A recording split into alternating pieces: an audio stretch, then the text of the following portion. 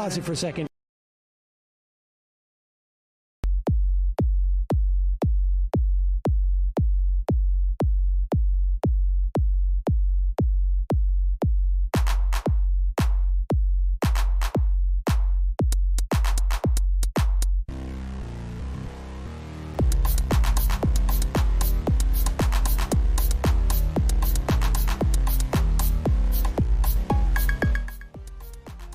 Hello, humans. Welcome to Audio Face, an irreverent podcast about music news and culture mostly matters. I am Sean. I'm Dan. And this is 302. Jesus. On this fine podcast Dun, about dun, dun, dun, dun, dun. music, news, culture that mostly matters. We just got one album this week because it's the Taylor Swift week. The Swiftening. So the Swiftening. We got the Tortured Poets department, the poeting. We Swiffer got Sweat lawyered Chat. into we that's great. We got lawyered into doing another double album, so more on that later. So that's why we're only doing this one. So yeah, that's what we do. So you could call this episode 302. You could call this Dan and Sean's 13th reason when it comes to double albums. How many times we got to teach you this lesson, old man? The Tortured Poets department is like, wow, I was going to take that really dark for like the first 2 minutes of the show. That's going to be really dark. Sometimes prisoners reach their wits' end and they, scroll down a note somewhere and then just, it's the Tortured Poets department. We have some rap beef as well. And, we got some rap beef as well. Yeah. and some quick Sprinkle hits, a little bit in there. Don't worry, it's all up from here, I guess. Anyways, I see Mike Bray for mayor getting ready for probably politics in the week. Oh no, the Department of Homeland Security subpoenaed my whales. I got to show off my Alejandro Mayorkas. The Homeland Security name, Alejandro Mayorkas, not Mayorkas, but I get you. I like that. I heard you. Let's start with singles. There's Weakest Link by Chris Brown. Ah, Jesus. Now, you might be wondering, Chris Brown raps? So in this case, he does from time to time. So in this case, we will be able to use this graphic. Rap beef, nigga! Punk ass Jerry Toll. nigga, do Bing, something. nigga. Fuck Stomp that. him in the nuts, I'ma stomp him in the nuts. Stomp him in the nuts, I'ma stomp him in the nuts. So apparently, Chris Brown and Quavo have been going at it as like a sidecar beef, not even related to the Kendrick, J. Cole, Drake thing. But hate is in the air. And I don't know. I think we're at like season 3 or phase 3 of the nigga moment from the Boondocks, where it's like nigga synthesis, where like because there's a couple of rap beefs floating around now, everyone has to be in a rap beef, and so it's just like the block is hot right now. But in the song Weakest Link, which has a picture of Quavo doing his best Iowa State Fair impression, where he's caught mid glizzy bite, Chris Brown disses, quote, "Rip Takeoff, he the only real one. I got true respect. Crazy how he died. Everybody wish it was you instead."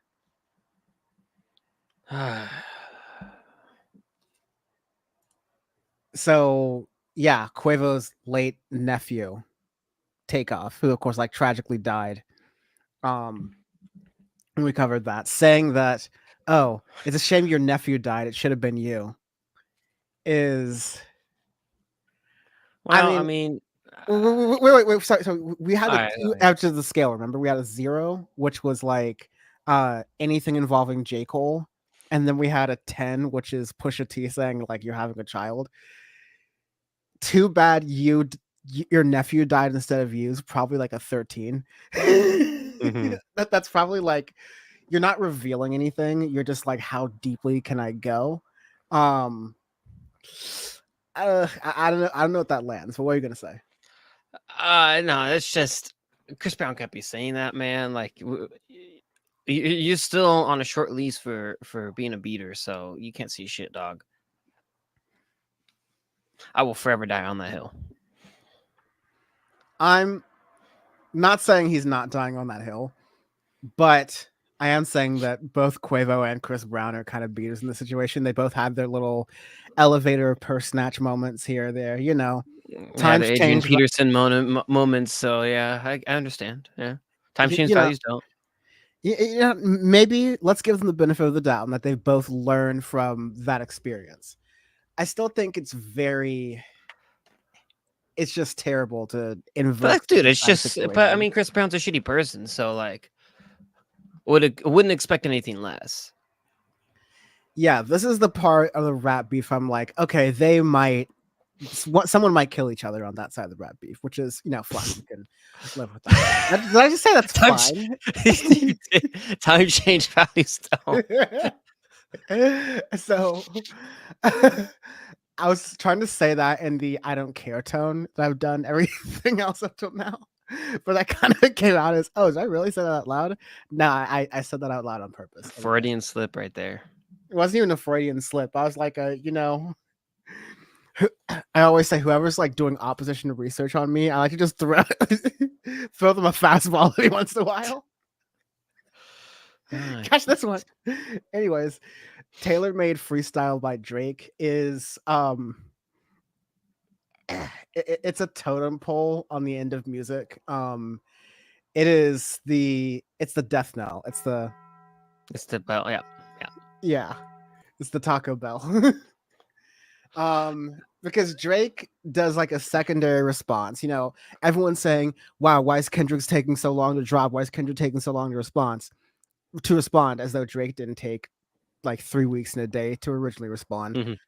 But Drake has now come back and released another freestyle type thing. Mm-hmm. It shouts out Taylor Swift. It still disses Kendrick Lamar. Not really much new territory, except for the fact that AI renditions of Tupac and Snoop Dogg are included in the verses. Which throws it off a lot and is really fucking weird. Yeah, it doesn't really sound that good. And, Tupac could not be reached for comment, but Snoop Dogg was able to give an Instagram video. Jesus Christ. I wonder why. Like I said, fastballs. But Snoop Dogg was able to give a Instagram like video response. So he was just acting really confused and like, what is this? Because Snoop Dogg, being from the similar Los Angeles area as Kendrick Lamar, was on stage at that one moment where they were like, Kendrick Lamar is going to be the next like crowned king of hip hop of that one like live show even before the Section 80 days, I remember. So Snoop Dogg's gonna be riding with Kendrick the whole time. It's completely unnecessary. And it makes no sense because we did this with hologram shows. We did this with posthumous records. Like this is once again, when I heard the song for the first and only time I really listened to it, all I could really think of was like, there we go. This might be the day rap dies.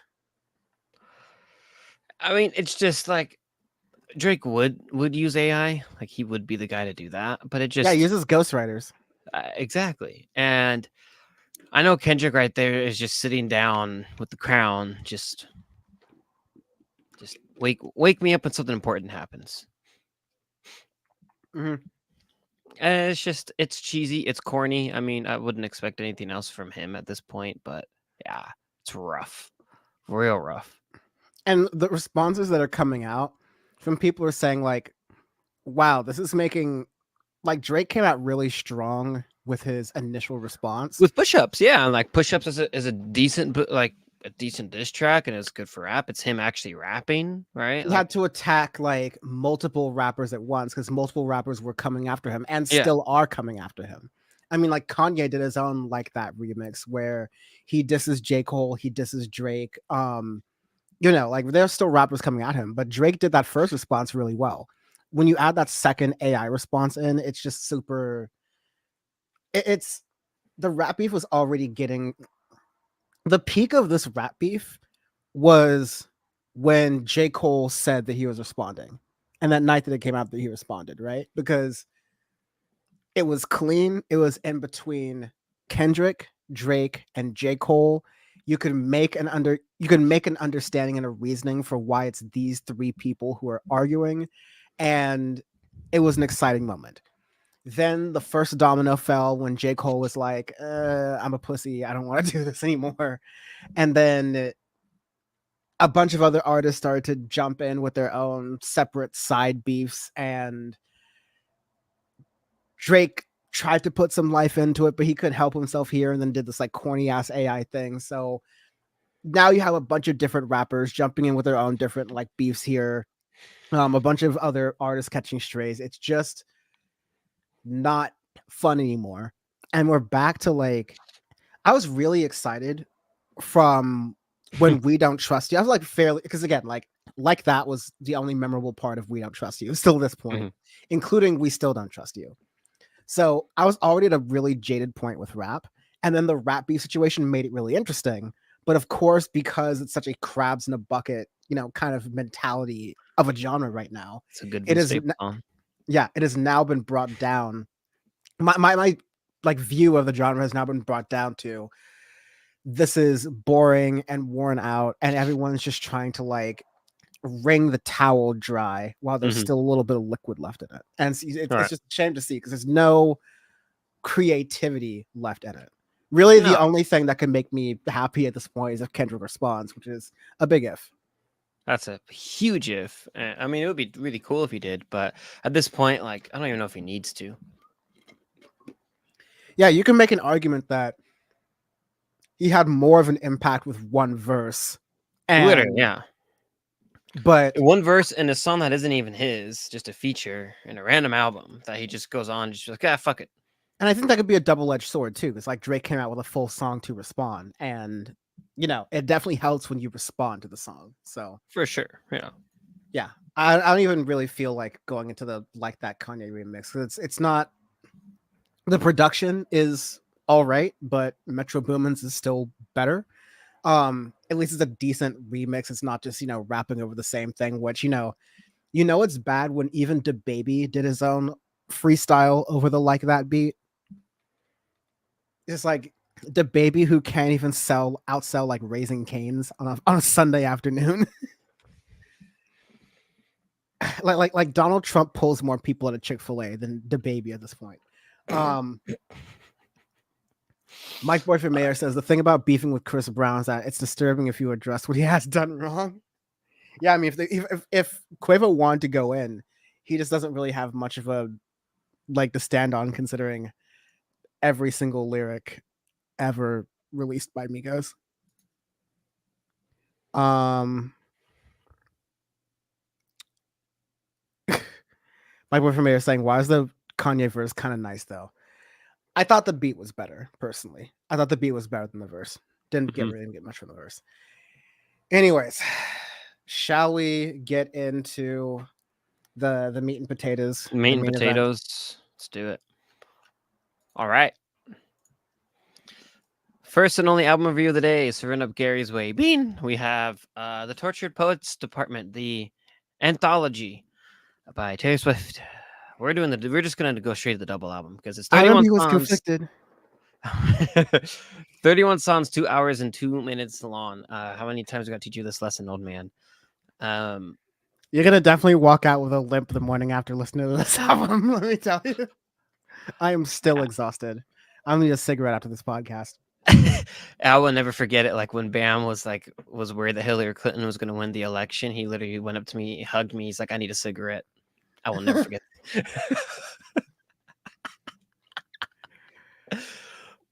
There's a lot to unpack even from that. Worried Hillary would win. No, this is a while ago, but yeah. Or you mean like was worried Trump would win? No, Hillary. Oh well, yeah. Oh God. Hashtag no politics. There's a lot to unpack on that one. Just like there's a lot to unpack from this album. Yes. There's a first half that's the most coherent part naturally, because that's the album itself, which I believe is an hour and 2 minutes, like Yeah, in a little its over an hour. regular version. Mhm. An hour and 5 minutes, yes. Um, so it is truly a double album in that accord. And the second album, part of the album. Okay, what can I say top level here is that this is a step on like the Z axis for Taylor Swift because like I don't get it. It's like not up or down, it's not left or right, it's either forward or backward. It's just her doing a lot of what she has done before at once really well, right?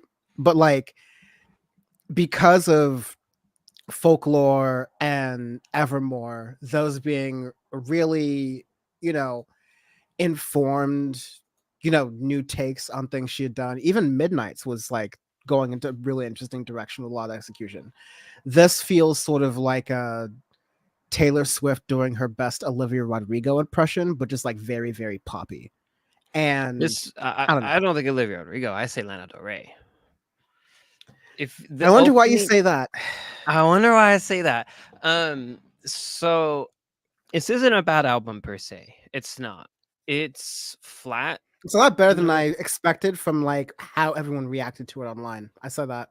Oh, I think people are hating it way too much. It's not like, yeah, people are hating it for a lot of multitudes of reasons, but not the right reasons. I feel like where I saw a lot of discourse the past couple of days where I'm like, okay, like I'm not a fan of this record, but damn, it's not that bad compared to what a lot of people are saying. But I think what for this record, especially to the casual listener, there's so much to unpack on this, especially since she released it as a double record.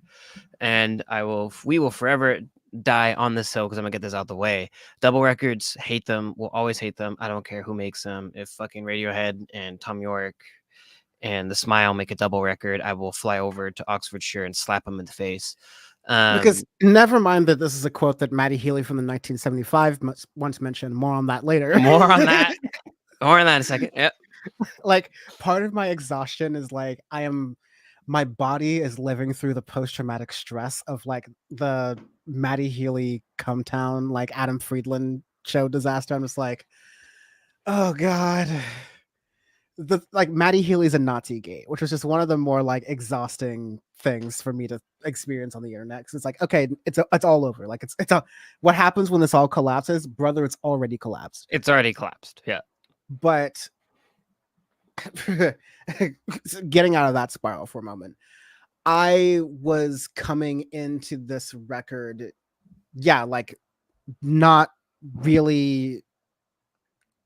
I'll get my thoughts about that, but basically, like it's not as bad as what people were saying it was to be, but it has this sort of like Jack Antonoff sort of appeal to it, where I know some of the songs are inevitably going to be about the Matty Healy thing, but it's like it's almost like Jack Antonoff has become Metro Boomin, where it's like, oh well, I happen to have these Matty Healy beats lying around. Wouldn't it be really funny if you just like it's like Metro Boomin like going to Future and Kendrick Lamar going like, hey, here's some beats that like would have sounded good in a Drake thing, but like how about you flip on this? And like, it's like, hey, this sounds like a 21 Savage beat. Right? Here you go, have fun. Yeah. All right. And like, so that you kind of now bring me into my main complaint of this record, right? Taylor needs to move on from the producers that she has worked with for the past 6-7 years. She needs to, especially with Jack Antonoff, they've run their course. And this is kind of another hill that I always die on too, where I say, take your time between records. Damon Albarn, please listen to this. Take your time between projects, because what happens, right? And this was my thing when it was announced, the Torture Poets Department's coming out in April. I'm like, that's pretty close for Midnight's, considering she just did the whole Eras tour and everything, which was a great live show, to be fair. And it really showed like her ability to morph into a bunch of different genres, a bunch of different sounds. The issue with this is it's the same sound that she's done the past 3 records. So now this is the 4th record in a row where you get this indie pop sound that she did very well of Folklore and Evermore. more because, especially with Evermore, where it was a concept record, it really told a story and got you engaged and really sucked in the listener into it. While it made you want to listen to the entire project through. With the Torture Poets Department, it's such a personal record that when you listen to the lyrics, unless you know a lot about her life and the personal stuff and everything, the casual listener isn't going to understand it at all, and it's going to go right over their head, and all they hear is kind of a flat record with this, which, to be fair, it is, because I think there's where a lot of the hate comes from is the production side. Because, like, example, right, Fortnite, the opening track with Post Malone, it sounds like a Lana Del Rey track and a 1975 track. Like, I've heard exactly this exact fucking sound when I listened to it. I was like, oh, Jack Antonoff, Jesus Christ, here we go. All right. And my biggest complaint as a big 1975 fan, right? Like, being funny in a foreign language, I like the record, but I don't like the record because there's a lot of tracks in there that I'm not a fan of, because I feel like I've heard that recipe before. And he does this all the time. He makes a black and white indie pop sound. And that's what it is. This record has no ups, no downs. It has one sound, it picks and it goes. It basically, you put Flatter than autopilot, Kansas. you put autopilot flight level 370 and you just hit cruise, and you're reading we don't read Kindles. We're monitoring the whole time. You're just sitting there like this, monitoring your autopilot. Maybe your eyes gaze off into the distance and read something, because you got to just do something when you sit there for 6 hours a day doing nothing.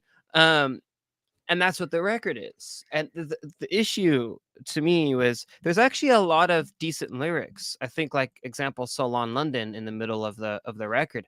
Granted, ironically, produced by Aaron Dessner, who I think his and Taylor's relationship is pretty decent, but I still want her to move on from a different producer as well. Like, that song I like a lot.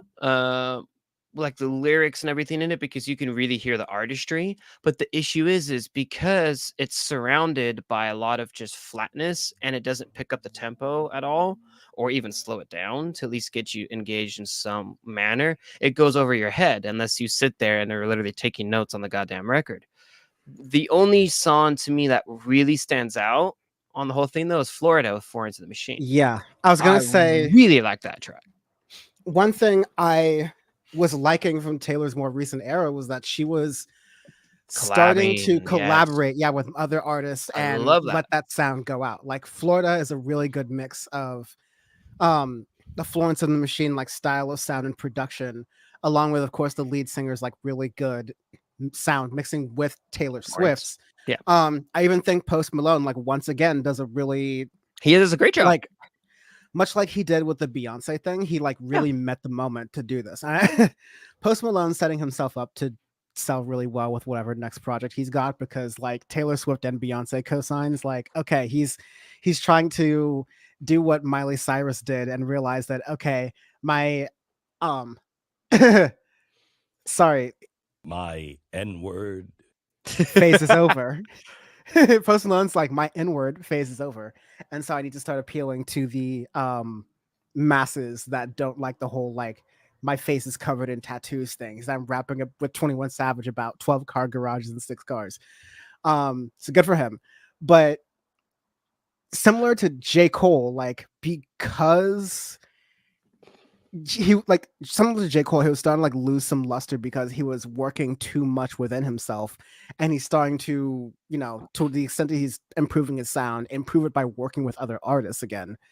Taylor Swift, by doing entirely another album of her songs, double album of her songs, almost entirely, it just gets, we're back into that phase where I appreciate that she's taking some liberties and some freedom in her songwriting, but because it's still the genre of, unless you understand the Taylor Swift lore, you're only going to like this if you are the kind of person to believe that you've never done anything wrong in any of your relationships. It's like that batch level of songwriting that I thought Taylor Swift was moving past for the past several years or so. But it's like, again,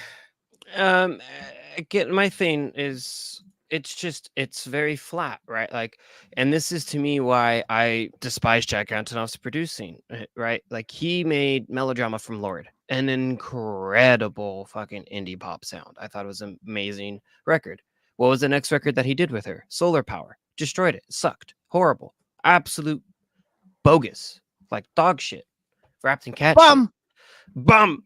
Right. And this is the thing that he's been doing, I think, on it since 2019, that he produces the same records for everyone he works with. So he has a formula, he sticks with it and doesn't move out of it. Right. And that's what you get with the Tortured Poets department. Especially the first half of this, which is down to Clarabow, it sounds like all the sounds morph into one at some point where you're just like, okay, which one is what? And it's a shame, because compared again to Folklore, Evermore, Midnights, and then some of her more pop heavy records, Red, Lover, and others, 1989, right? Like, those ones had standout tracks. Those ones had high moments, low moments, and stuff, even though they're more pop heavy. Respectively, they at least kind of draw the listener in. With the Tortured Poets department, it doesn't draw you in. It has no meat and potatoes to it. It just has beans, and that's I it. mean, Like, no flavor. I almost disagree with that. I mean, I think in the main part of the album, each song has a good like standout on its own, and even from the 2.5 listens I got of the record, I can tell like each song is distinct in its own sort of different way from the standard part from 1 to 16, Clarabow, if not from maybe a little bit of fuzziness from Love of My Life down, because again, even if it's just a single release of Tortured Poets department, it is a little bit on the long side. It's like I see enough difference from most of the record, more than 2/3 of it. It's just that as an album listening experience, as an albums podcast, it's sort of an exception, especially with the double album release. It's sort of an exception that even a lot of fans, especially like the top selling charting pop artists, seem to be caring less and less about the album truly as a work, because you can't, going back to what I was trying to gather my thoughts of and think about earlier, is we have been playing this thesis out about double albums for years, almost the entire time we've done this podcast, and there's not a single time it's been done well. The closest thing might be that Foles Part 1, Part 2 thing, where you spaced out the album throughout the entire year. Radiohead's Kid A and Amnesiac, technically, if you think about it, is a double record, but released a year and a half later. Like, you can do you can do projects like that. You can do things where you have an extra set, but don't make it all into one album, because what happens, right, is by the time you get to the second part, which is the Black Dog and Down, there's just so much to divulge, and there's so much content that it's not approachable to the casual listener. It's not approachable for a lot of people. It's big. It's a lot, right? It's a product. It's a unit of Taylor Swift records. Like, if someone wants to listen to a playlist of new Taylor Swift songs, Taylor Swift has delivered a playlist of songs she has just written. There isn't a ton of, the Albatross being song 19 doesn't really matter. It could have been song 8, or it could have been song 20. And again, and this is right. And again, this goes to my biggest complaint of the record, right? Like, you can throw any of these tracks in any position and it fits, because there's no roller coaster. There's nothing. It's one sound, and it stays there the entire way for 2 hours.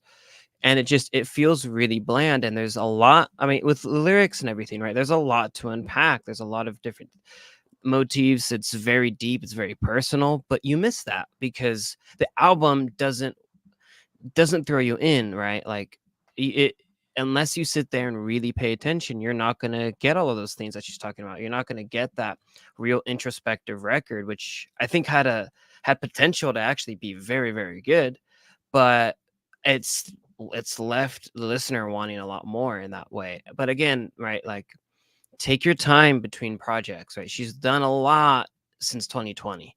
She did a lot of records since then, a whole tour. Also had to re-record, remaster a bunch of her records and everything since Scooter Braun's fucking holding her hostage and all that bullshit, right?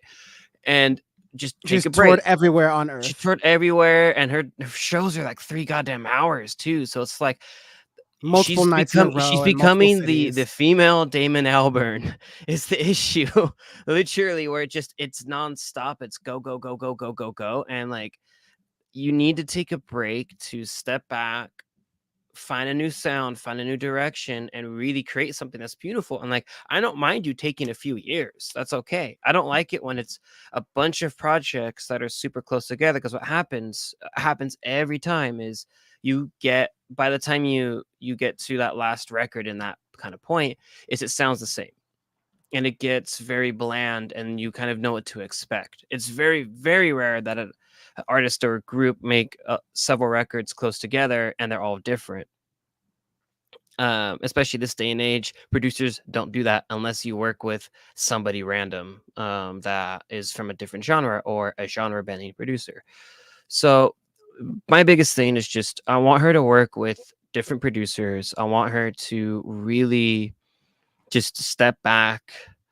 Like, okay, cool. You've done your Eras tour and everything, which was a fantastic show. You did these 4 records.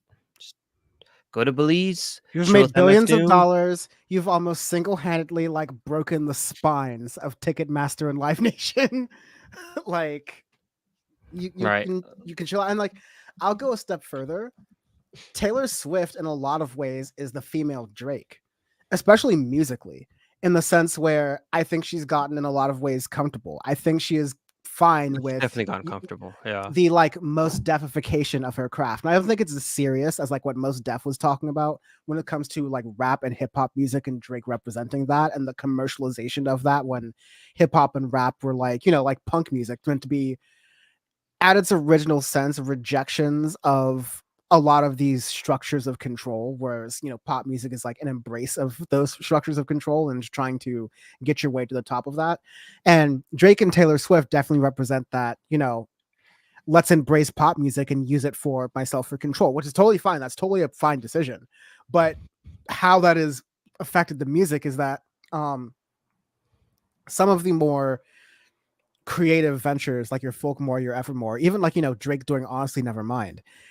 When we think about like Drake releases, Honestly Nevermind and whatever like Drake and 21 Savage album came out with, Her Loss, right? Her loss. Those are all in the same year.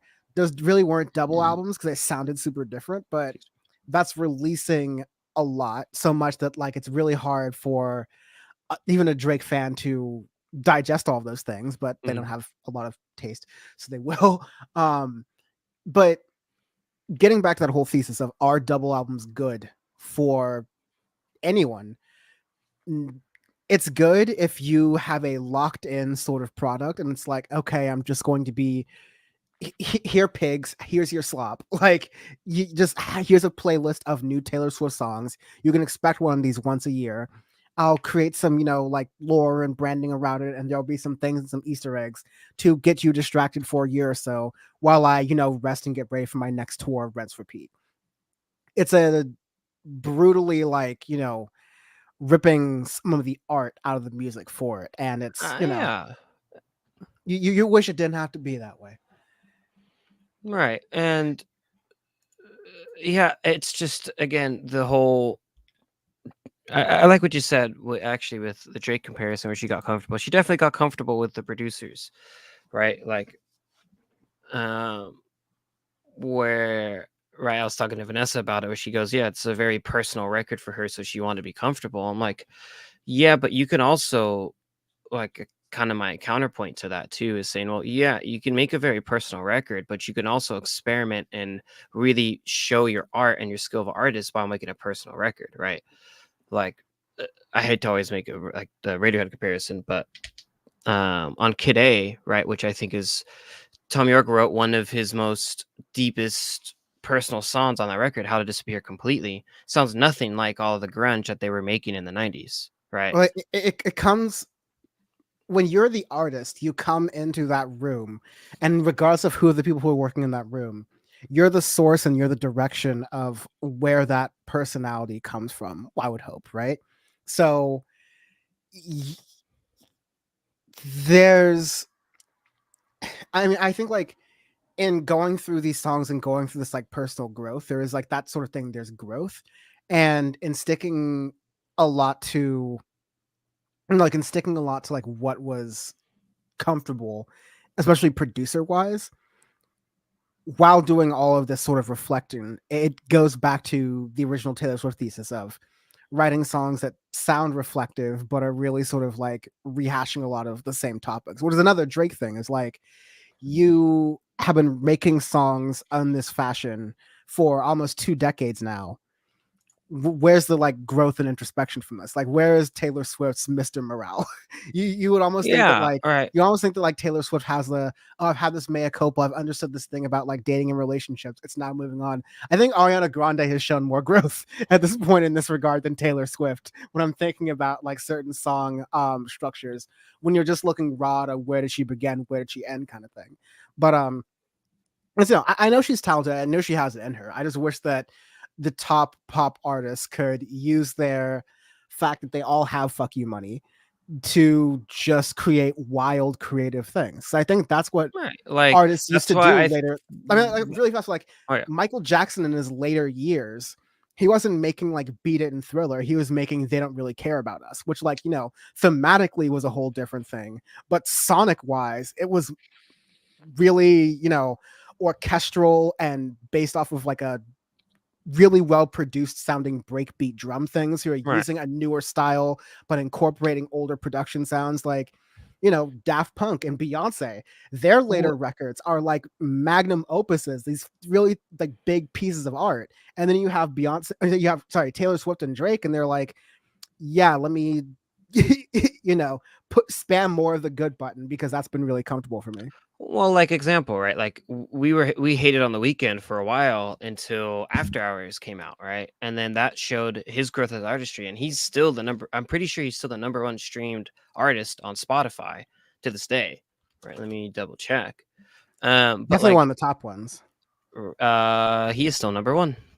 Right? But with his releases and everything, right? Like Starboy onwards, like those were great pop records, and it really showed kind of his growth, even from, you know, kind of being in his fuckboy era and everything, to then trying to make concept records and other things and do the stuff. And then even though the HBO thing was a fucking giant disaster and it sucked, right? Like the Idol, at least it's him trying something different and going out on a limb and being like, you know what, hey, I'm gonna try to create something. It sucked, right? It was bad, but you know, did something different. Even with Drake with Honestly Nevermind, it sucked, but as I said on the review, I'm like, hey, you did something different. Okay, cool. And then he made Out for All the Dogs, and I'm gonna fucking rail on him for that as well. So, but yeah, and yeah, but it's not that bad of a record that like a lot of people are pointing out to be. It's just flat, and for both of us, we know she can do more. Like you, like Folklore, Evermore, both beautiful, very very well made records. So you know it's in you. Just this is a step back, or as you said, step on the Z axis. And yeah, so it's, and no double records Yeah, ever. it's just a shuffle. Ever. It's a step to the side. Like, artists should be comfortable saying, I got 40 minutes of time here. I'm going to make the use of that 40 minutes. This is going to be a rememberable album. And you know what? If you need to hit like a quota of songs released in a year, then yeah, release something based off the seasons. People like that. There's a lot of different ways to go about this, but double albums, horrible. Horrible. I feel I mean, like, I put a lot of effort into the reviews, but I just feel exhausted every single time we do one. Okay. Arbitrary Scale. Oh Jesus, I forgot about this. Arbitrary Could be scale. worse. Could be worse. It could definitely be worse. This one's really random. All right, so arbitrary scale. We do arbitrary scales every week for our review, because our review is actually our review, and giving it a letter ranking or a grade ranking just doesn't work, because every album is different. Listen to the goddamn review. So our our rankings are not supposed to make sense, and that's the whole point. This week, it is Australia's most obscure and remote commercial airports. Yeah. I've been playing an airline creation simulator game, so this is just where I'm at. This is going to be my God. I found it in a list here, and it's like, oh, Lord Howe Island Airport in New South Wales. It's a nearly entirely untouched island. It is, has unique forest. It's a great like coral reef, but that coral reef, is probably dying a little bit, like most of the coral reefs are right now, because of overuse and not replenishing the ecosystem as it naturally should be. So that's where I'm gonna tie them together. This is going to be my Keen Island, Tasmania. Just because they store a lot of planes that aren't in use, for reasons that are there, just sitting there waiting for things to be fixed, doors to be. Someone on Flight Late Radar realized the missing Malaysian Airlines flight is just in Tasmania. And they're like, oh, that's in Tasmania. That's good as lost. We can't go there. It's like, I got Tasmanian devils there, man. Those little cat-looking things will fuck you up. We can't go there, man. Yeah, you don't want to know what that's like when it gets in the engine.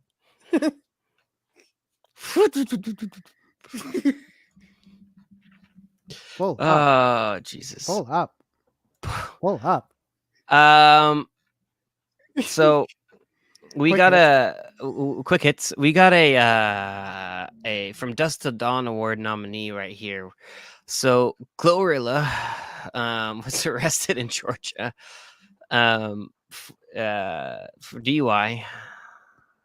Yeah, And, she was drinking, according to the Sawane Police Department, after she was heading home from a venue in Atlanta. The mugshot, as we will demonstrate here, and always times change, audio face doesn't, glory here. That's that's what we're working with. She also apparently during the footage during the body cam footage when she was being arrested, was didn't know that one of her nipples was showing. That we can't show you on screen here. So that again, I'm just throwing little Easter egg treats in there for people paying attention. Fastballs. But yeah, she was unable to realize, and she told the officer she had been drinking, but that she was good to drive anyways. Turns out that was not the case. She was released on bond a couple hours later, and the officer located weed and open alcoholic beverages in the vehicle. Whoopsie. That's it. I mean, well, because she's gotten beat by one NBA Youngboy, so because NBA Youngboy, why be better? Gotta get that one back. You can always tell you are next to an upstanding citizen and a very well educated individual when they are blasting NBA Youngboy from their car, or better yet, from their speakers that they're playing on a mode of public transportation out on blast for everyone to hear. Always the smartest people and the most intelligent non-crime doing people listening to NBA Youngboy. This is what I've noticed. Well, Kia boys are blasting NBA Youngboy, so anyways, so he's taking the feds because he allegedly had a prescription drug ring. So it's great. Apparently, one of the doctors was tipped off because NBA Youngboy himself was on the phone and was trying to ask the the pharmacist a question. Not ask him a question, ask him a question. And so apparently that was one of the ways the pharmacist got teed off at like, can we get is there his mugshot on there? Because that mugshot has Laura now. That's the Axe mugshot. we rename it from Dust to Dawn to the ask you a question award. The Ask You a Question Award. That would be good. Nah, Dust to Dawn's too classic. Like that's Dust to just. Dawn's a classic. I mean, Dust to Dawn is forever there. I mean, Yeah, I'm still salty you didn't win the Dust to Dawn award, but you know. so close. Hey, first of all, the judge in the Middle District of Louisiana and NBA YoungBoy was like already on house arrest. He has like multiple charges in Utah. He's putting up Trump numbers here, but apparently the judge's name is Shelley Dick. I repeat, the judge's name is Shelley Dick. So if Judge Dick agrees to the prosecutors that Galden, who is his real name apparently, his government name, His Otis is Jenkins. Kentrell Galden, actually. These names right now. God damn these names. My N-word. We really need to get a soundbite of your punctuation. That's so hard to find. If he was smart, he would have taken it off the internet by now. I'll find it. I'll find it. Someone's got to find it.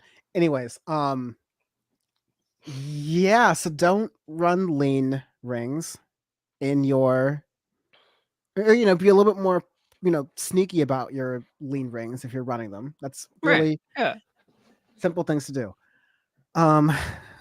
Please stop making double albums. Everyone. Please stop. Everyone. Stop That the goes to anyone. I Also, don't no care more which rap one. beefs. No more rap beefs. That's it. No more rap beefs. Damn. Fucking Drake killed Dan's rap beef, man. Like, I mean, it wasn't even. I mean, Drake kind of killed it, but rap fans killed it, and like C tier rappers like Rick Ross killed it, and Kanye West killed it. Yes, I'm calling Kanye West a C tier rapper. Bite me. Oh, that's great. Anyways, this has been Audio Face. Next week, St. Vincent and Justice. Please, God, bring me I am tightening the rope after this week. Please make me butter up this rope. Let me get some lather in between. If either of them release a double album, it's seppuku on I'm site. kicking the chair. I'm kicking the chair. I'll be your second. I'll chop your head off when you cut your belly open. I got you, dog. I'm gonna be one of those little pulley things from a ceiling fan. It's a human-sized pulley thing. Yeah, exactly. I'm gonna be the meat sack that is the remains of my body are gonna be attached to one of the blades, and it's gonna be stuck on high. So it's gonna be so you have to find the electricity to cut it off properly, but you don't do it because faulty electrical wiring, and then you just end up slowly burning the flesh that's flying around your room, and then the alarm clock goes off, and then it's just an entirely just big mess from that altogether. Oh, great. I wish I had the button to do that. Cut him off. It's whoa. Yes. Oh wow, we have Raiders here. I'm sorry you came during that part of the show. We actually have Raiders. That's hilarious. Yes. I'm sorry you had to see that. I am going to figure out who. Oh, this is quite a lot of people, so I am going to end the show. What does it mean to end the show? You can find us on AudioFace.show. Yes, this has. You can find us at AudioFace.show. This has been AudioFace. We were just done talking about Taylor Swift and, rap beefs and why albums are too long and Glorilla's mugshot and or her titty and a bunch of other different things. And so, I'm sorry. I'm gonna find another place for folks to raid, and in that case, Sean, literally no one I know is online. That's amazing. Wow. Okay. Well, I'm sorry. Y'all gonna have to go somewhere and find something else to do. But thank you, Adrian Vixen, for the raid. We will see you next week. Oh yeah, I'm gonna be debating a libertarian next week. So follow me on Twitter and Threads and Blue Sky for more information on that. I think it'll be on Wednesday. So check that out on Wednesday, and then PowerPoint and stuff. Cheers. Bye.